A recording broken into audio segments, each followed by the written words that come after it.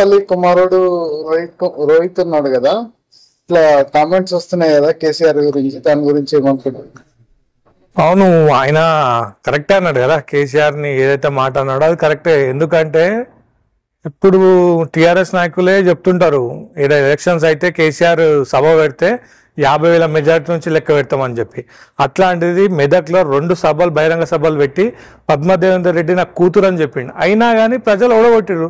అట్లా అంటే ఎవరు చేసినట్టు? రోహిత్ బాబు కరెక్టే అన్నాడు, కేసీఆర్ ఉచ్చోపించిండు అన్నాడు. ఉచ్చోపించిండు 2 సార్లు బహిరంగ సభ పెట్టి పద్మదేవేందర్ రెడ్డి నాకు కూతురు అని చెప్పిండు. అయినా సరే పద్మదేవేందర్ ఓడిపోయింది. అయినా రోహిత్ బాబు నించుంది పద్మదేవేందర్ రెడ్డి మీద కాదు, కేసీఆర్ మీద నించొని గెలిచిండు, మంత్రుల మీద నించొని గెలిచిండు. ఒక మంత్రి అయితే ఆయన కాన్ఫిడెన్స్ వదిలేసి మొత్తం ఇదే కాన్ఫిడెన్స్ లో నించొని మేము గెలిపేయాలనుకున్నాడు, కానీ గెలవలేకపోయిండ్రు. ఓవర్ గెలిచిండు, మరి రోహిత్ బాబు గెలిచిండు. ఆయనకున్న సత్తా కదా, ఆయన అందుకే ఆ కామెంట్ చేసిండు. ఆ కామెంట్ పట్టుకొని బీఆర్ఎస్ సోషల్ మీడియా దాన్ని ఇంకో ఏదో విధంగా చేసి ఆయన ట్రోల్ చేయాలని చూస్తారు. కానీ అది కాదు, ఆయన గెలిచి చూపెట్టిండు. ఆయన గెలిచింది కూడా పద్మదేవేందర్ రెడ్డి మీద కాదు, ఖచ్చితంగా కేసీఆర్ మీదనే. ఎందుకంటే 2 బహిరంగ సభలు గుర్తుపెట్టుకోండి, 2 బహిరంగ సభలు పెట్టి ఆయన సత్తాయిలో చూపెట్టిండు రోహిత్ బాబు.